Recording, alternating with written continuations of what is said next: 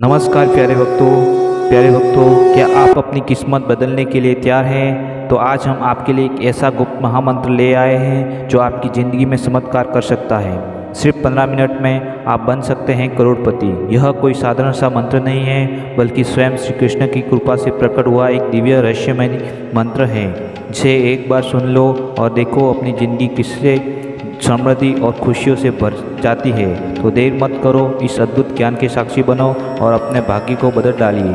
चलिए शुरू करते हैं भगवान श्री कृष्ण के इस अनमोल महामंत्र को। मंत्र इस प्रकार है। ओम श्रीं ह्रीं क्लीं श्री कृष्णाय गोविंदाय नमः। धनं देहि समृद्धि देहि विजय देहि स्वाहा।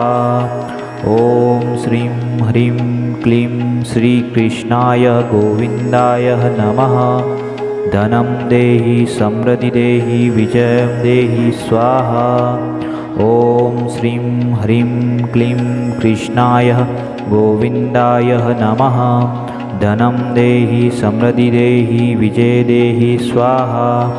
ओम श्रीं ह्रीं क्लीं श्री कृष्णाय गोविंदाय नमः। धनं देहि समृद्धि देहि विजय देहि स्वाहा। ओम श्रीं ह्रीं क्लीं कृष्णाय गोविंदाय नमः। धनं देहि समृद्धि देहि विजय देहि स्वाहा। ओम श्रीं ह्रीं क्लीं श्री कृष्णाय गोविंदाय नमः। धनं देहि समृद्धि देहि विजय देहि स्वाहा। ओम श्रीं ह्रीं क्लीं श्री कृष्णाय गोविंदाय नमः।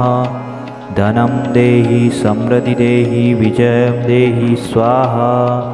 ओम श्रीं ह्रीं क्लीं कृष्णाय गोविंदाय नमः। धनं देहि समृद्धि देहि विजय देहि स्वाहा। ओम श्रीं ह्रीं क्लीं श्री कृष्णाय गोविंदाय नमः। धनं देहि समृद्धि देहि विजय देहि स्वाहा। ओम श्रीं ह्रीं क्लीं कृष्णाय गोविंदाय नमः। धनं देहि समृद्धि देहि विजय देहि स्वाहा। ओम श्रीं ह्रीं क्लीं श्री कृष्णाय गोविंदाय नमः। धनं देहि समृद्धि देहि विजय देहि स्वाहा। ओम श्रीं ह्रीं क्लीं श्री कृष्णाय गोविंदाय नमः। धनं देहि समृद्धि देहि विजय देहि स्वाहा। ओम श्रीं ह्रीं क्लीं कृष्णाय गोविंदाय नमः। धनं देहि समृद्धि देहि विजय देहि स्वाहा। ओम श्रीं ह्रीं क्लीं श्री कृष्णाय गोविंदाय नमः। धनं देहि समृद्धि देहि विजय देहि स्वाहा। ओम श्रीं ह्रीं क्लीं कृष्णाय गोविंदाय नमः। धनं देहि समृद्धि देहि विजय देहि स्वाहा। ओम श्रीं ह्रीं क्लीं श्री कृष्णाय गोविंदाय नमः। धनं देहि समृद्धि देहि विजय देहि स्वाहा। ओम श्रीं ह्रीं क्लीं श्री कृष्णाय गोविंदाय नमः। धनं देहि समृद्धि देहि विजय देहि स्वाहा। ओम श्रीं ह्रीं क्लीं कृष्णाय गोविंदाय नमः। धनं देहि समृद्धि देहि विजय देहि स्वाहा। ओम श्रीं ह्रीं क्लीं श्री कृष्णाय गोविंदाय नमः। धनं देहि समृद्धि देहि विजय देहि स्वाहा। ओम श्रीं ह्रीं क्लीं कृष्णाय गोविंदाय नमः। धनं देहि समृद्धि देहि विजय देहि स्वाहा।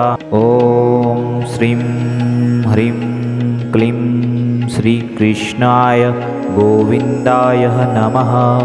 धनं देहि समृद्धि देहि विजय देहि स्वाहा। ओम श्रीं ह्रीं क्लीं श्री कृष्णाय गोविंदाय नमः। धनं देहि समृद्धि देहि विजयं देहि स्वाहा। ॐ श्रीं ह्रीं क्लीं कृष्णाय गोविन्दाय नमः। धनं देहि समृद्धि देहि विजय देहि स्वाहा।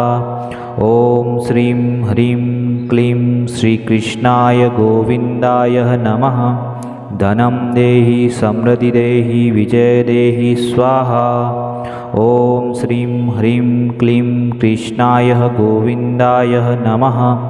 धनं देहि समृद्धि देहि विजय देहि स्वाहा। ॐ श्रीं ह्रीं क्लीं श्रीकृष्णाय गोविन्दाय नमः।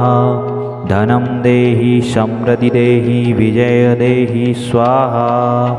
ॐ श्रीं ह्रीं क्लीं श्रीकृष्णाय गोविन्दाय नमः।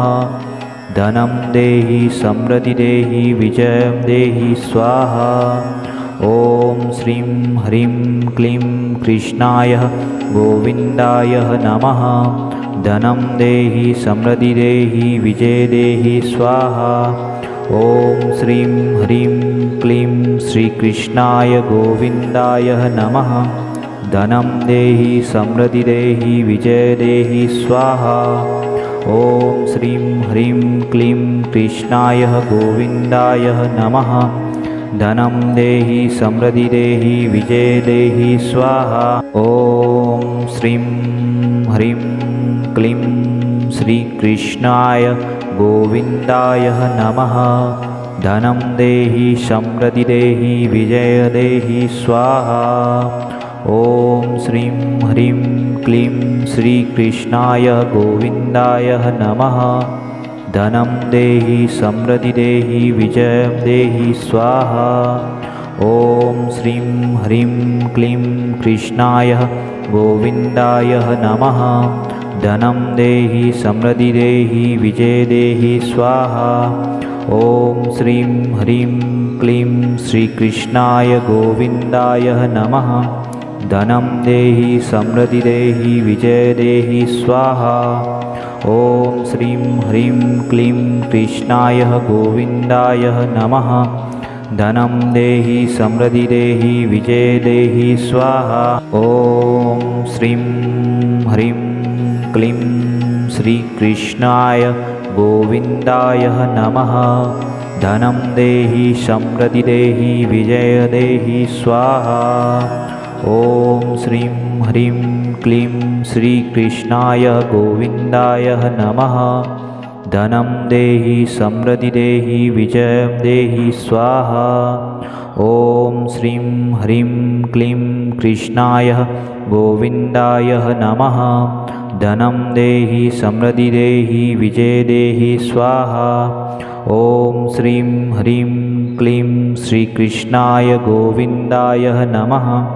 धनं देहि समृद्धि देहि विजय देहि स्वाहा। ॐ श्रीं ह्रीं क्लीं कृष्णाय गोविन्दाय नमः। धनं देहि समृद्धि देहि विजय देहि स्वाहा।